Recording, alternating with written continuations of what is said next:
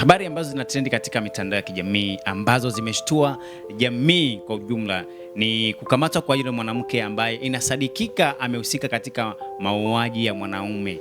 Taarifa hii ambayo inasema kwamba jeshi la polisi limefanikiwa kumkamata mwanamke anayehusishwa na tukio la mauaji ya Athumani Nyanza baada ya kupatikana akiwa mkoani Morogoro. Sasa taarifa hii inasema kwamba mtuhumiwa huyo tayari amerejeshwa jijini Dar es Salaam kwa ajili ya kuendelea na hatua za kisheria, huku uchunguzi wa tukio hilo ukiwa unaendelea chini ya vyombo vya dola. Taarifa hizi za kukamatwa kwake zimeweza kuthibitishwa na mwigizaji na mwongozaji wa filamu Ali Nyenji. Tumsikilize. Taarifa ya msiba hasa kwa ndugu au mtu wako wa karibu haimpendezi mtu yote anayesikia. Na kwa sababu nilikuwa sambamba kwenye hiyo utaratibu wa kumtafuta yuko wapi, kaenda wapi.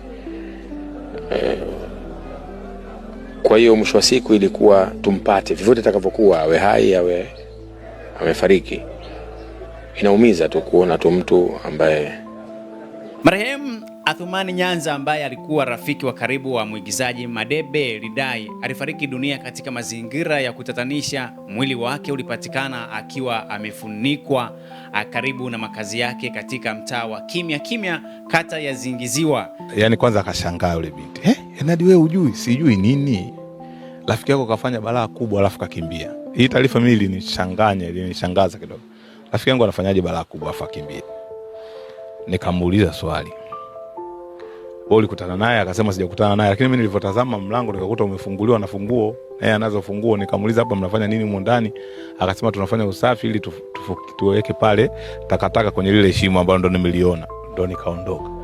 Paka Jumamosi nilivyouliza Kikeni, wakasema kwamba mwanamke wake katoa taarifa kwamba Nyanza kafanya tukio kubwa, ataenda kuwapa taarifa Jumamosi hiyo Ijumaa. Sasa mimi nikaanza kujiuliza, sasa kama ni Ijumaa, kama kafanya tukio kubwa, kwa nini Jumamosi?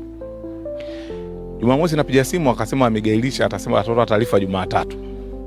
Tukawa tunasubiri taarifa. Jumatatu tunakutana na taarifa kwamba akisema kwamba Nyanza aliuza nyumba, yani ile nyumba imeuzwa tangu mwaka jana.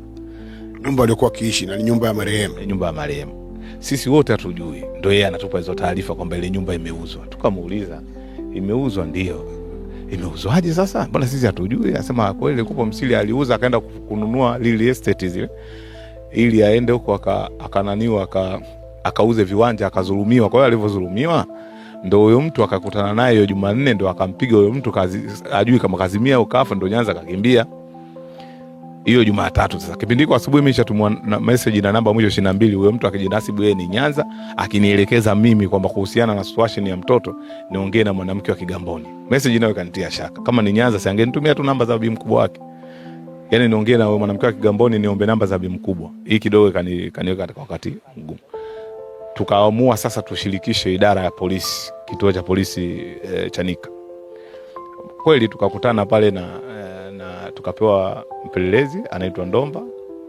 Kindomba akatupa kijana wake anaitwa Hamisi, ni wasikivu, akatusikiliza. Baada hapo tukaanza mpango kwenda kumkamata kwanza yule binti. Tukamkamata binti wa kwanza ambaye aliyeko pale alijinasibu yeye mpangaji, tukampeleka, tukaangalia nadhani Alhamisi tukamkamata pia yeye mwenyewe mhusika, tukampeleka pale ndani kituo cha polisi. Ndani akatuambia kwamba Nyanza yupo. Na mara mwisho tulikutana naye Jumatano. Hiyo Ijumaa tunamuoja. Sisi tukataka sasa kama yupo utuletee mtu wetu. Yeye akasema tukimwacha ndo atamleta. Tukaongea na idara ya polisi kwa sababu ndio ni jukumu lao. Sasa vipi alimwacha? Akasema haina shida. Mpelelezi mwanzo alituhakikishia kwamba huyu mtu yupo kwa sababu huyu anavoongea sasa ni taaluma yao sasa. Lakini sisi tukawa tuafiki, sisi tukawa tunaomba kwanza tukafukue shimo. Kwa sababu lilichimbwa usiku, yani kwa nini lilichimbwa shimo usiku afu asubuhi lifukiwe.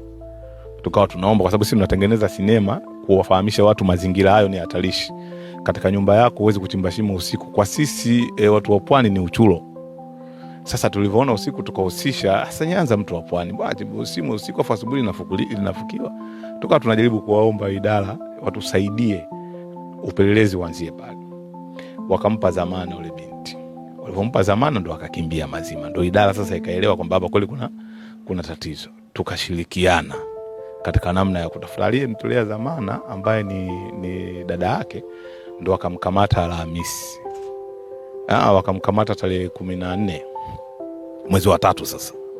Hiyo situation ile kwa mwezi wa pili, mwezi wa 3 tarehe 14, wilaya ya Ilala, Dar es Salaam. Kwa mujibu wa taarifa za awali, mwanamke huyo inasadikika kwamba ambaye anatajwa alikuwa na uhusiano wa karibu wa kimapenzi na marehemu, ingawa taarifa zinasema pia kwamba hawakuwahi kufunga ndoa.